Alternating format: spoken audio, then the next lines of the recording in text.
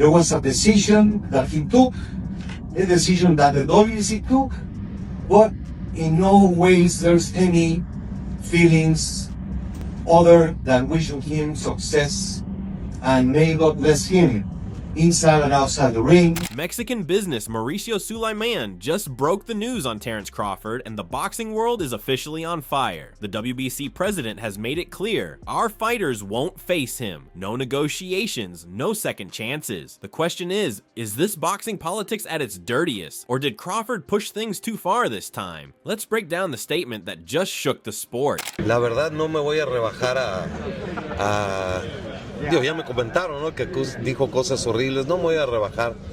Terence Crawford es un boxeador. El propósito de la existencia del organismo es el boxeador. Y que Dios lo bendiga, que tenga mucho éxito, es un gran peleador. Ha sido campeón mundial de los 4 organismos, ya 12 años. Es la estructura. Y si él toma sus decisiones, ese es su derecho. Y lo que él diga es cuestión de lo que él va a decir. No va a encontrar en el Consejo Mundial de Boxeo un rival para pelear, definitivamente no. Terence Crawford exploded in response to Mauricio Sulaiman's decision to strip him of the WBC title, unleashing visible anger and raw, unfiltered words. Crawford accused the WBC of finally dropping the act and showing everyone who they really are. He was ready for a fight. This was Crawford drawing a line in the sand, and suddenly everyone in boxing was watching. They ain't gonna tell me, I ain't even apologize. Like, who the fuck you think I am? Boy, you better slap your fucking self. Ain't paying your ass shit. Fuck you talking about pay you $300,000. You know, I see Mauricio, you know, got a lot to say about me not paying him $300,000 plus another $100K something for sanction fees, right? Crawford didn't stop there. He let loose about what he saw as unfair treatment and all those extra charges. Fighters, he said, are the ones in the trenches. They're the ones bleeding and sweating under the lights, not the people collecting fees from the sidelines. He even said he bought the belt himself as a reward for his hard work, so why should he keep paying just to defend it? To Crawford, real power belongs to the fighters, not the organizations. The whole system, he said, is upside down. What are you talking about? You want me to pay you more than the other sanction bodies because you feel like you better than them. How in the world all the sanction bodies agreed to the same amount, but you sit your motherfucking ass up there and say that I need to apologize to you? The fuck? You can take the fucking belt. It's a trophy anyway. The fuck am I paying you every time I step foot in? Gonna fucking wear down as the years pass. That don't even make sense. I'm the motherfucker that's putting my life on the line, not you. You ain't stepping your motherfucking ass in that ring. You or nobody else. Whereas Mauricio Sulaiman didn't let it slide. He fired back, saying Crawford never apologized or even replied before losing his title. According to Sulaiman, Crawford ignored every message and didn't pay the required fees for several fights. When the WBC tried to reach out, Sulaiman said Crawford didn't say a word. For the WBC, stripping him was just business. But for the fans, it only made things more heated. He did not comply with the rules. Then he moves up to super middle and makes the fight of the century, beats Canelo, makes $50 million or around that. The WBC absolutely is not going to charge 3% of such an amount. We made a very clear 0.6%, which is $300,000, with $225,000 going to the Jose Sulaiman Boxers Fund, which is to help former fighters in need. Crawford pushed even harder. He flat out said he'd never cave to what he saw as unfair demands. If Sulaiman and the WBC wanted the belt so badly, they could have it, but they'd never take away what mattered, the fact that he's the best fighter alive. He called the WBC a bookkeeping organization and laughed at the idea they could decide who's great. Belts come and go, he said. Legends are made in the ring. What makes you so motherfucking better than any of the other sanction bodies, huh? Answer that question. What makes you better than the WBO, the IBF, or the WBA? He stood his ground, not backing down for a second. Crawford called out the WBC's authority and those sky-high sanctioning fees. He made it clear he'd done everything expected of a champion. Others might play along, but Crawford refused. He said he was being singled out, even discriminated against. In his eyes, the WBC cared more about their green belt than the fighters risking everything. Respect, he said, isn't for sale. You have to earn it. Everybody accepted what I was giving them. But you, the WBC, think that you better than everybody, don't you? So since you, the WBC, and you got the fucking green belt, which don't mean fucking shit, the fucking real belt is the ring belt, which is free, motherfucker.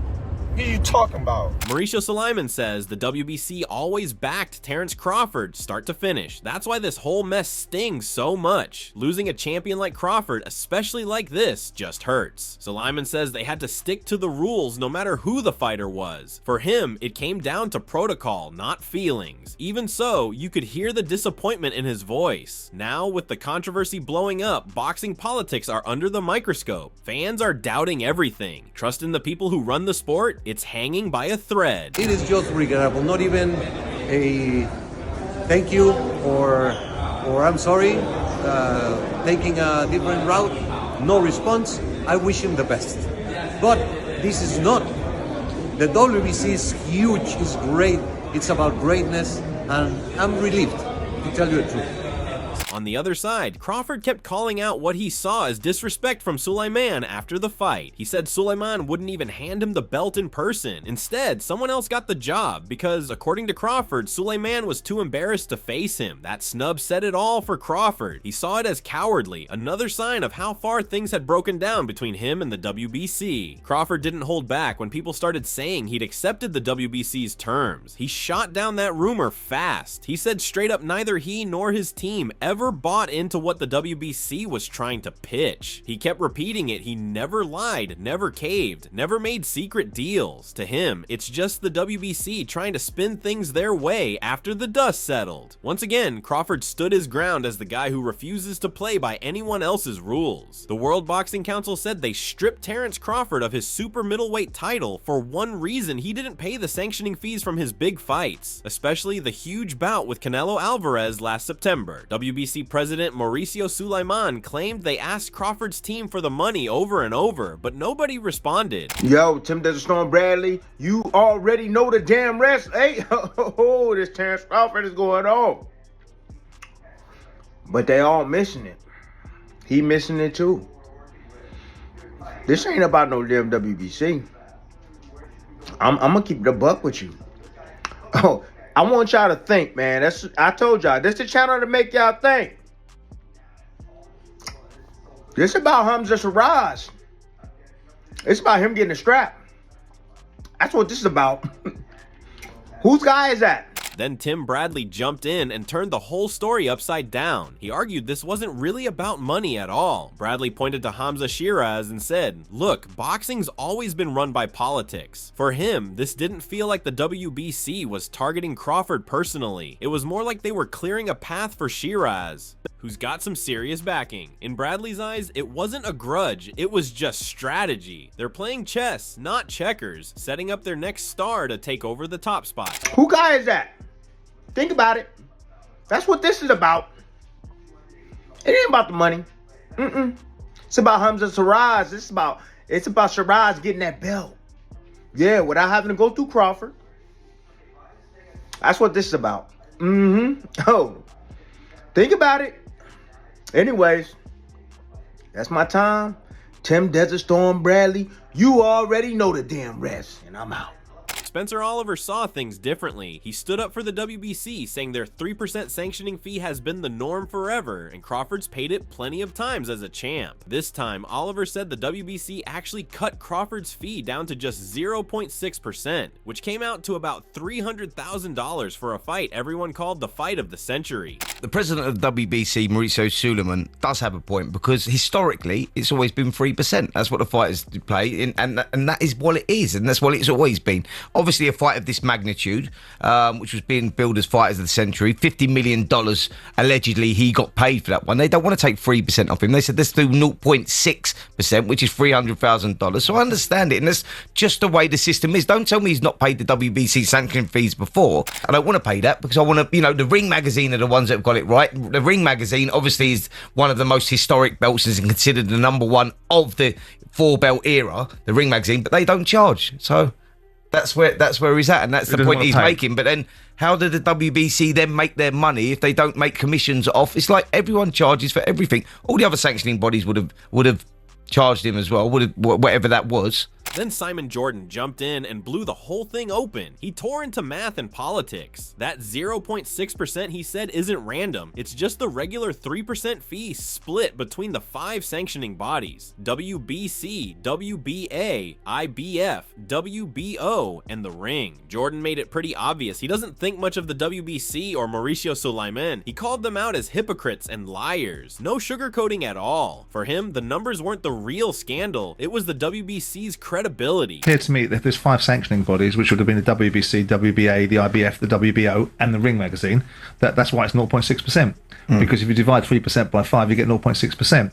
I have very little respect for the WBC and the way they operate. I have very little respect for Mauricio Sulaiman. I think they're a hypocritical, disingenuous organisation.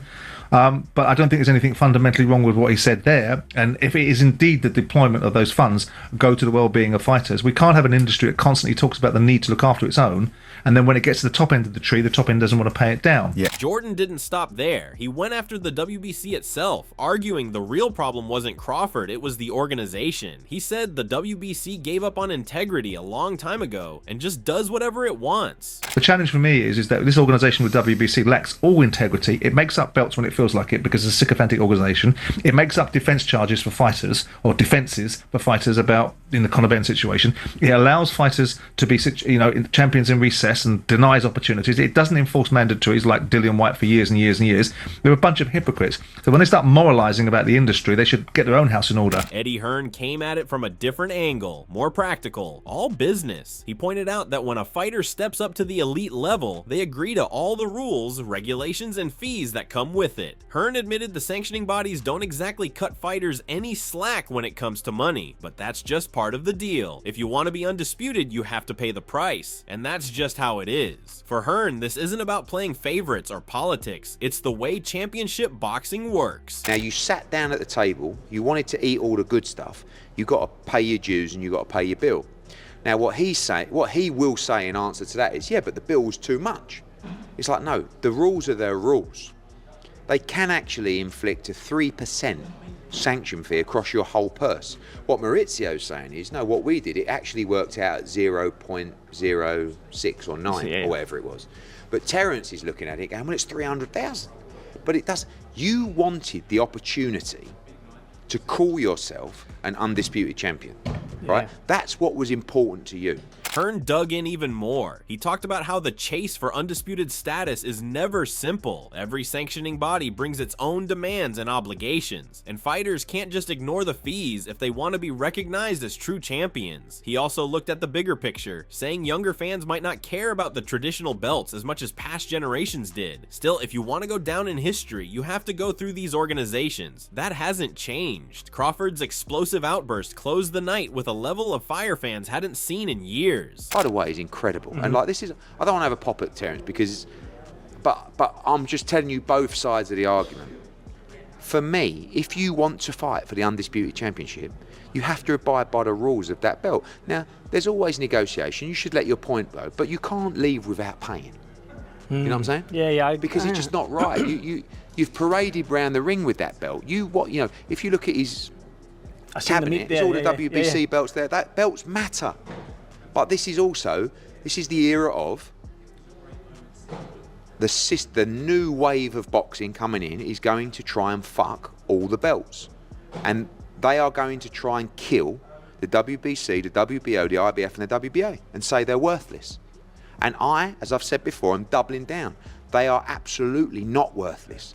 They are the absolute essence of legacy and achievement within the sport. The rift between him and the sanctioning body feels heavier than any championship belt. He sounded like a guy worn down by politics, someone ready to carve his own way, even if it means losing everything others fight for. This wasn't just another angry rant. This was a line in the sand. Now everyone in boxing is holding their breath, waiting to see what this clash means for the future of the undisputed title. So here's the real question. Did Crawford have every right to call out the WBC, or did he push it too far? Let me know what you think it is. Drop your thoughts below and subscribe for more raw ringside boxing updates.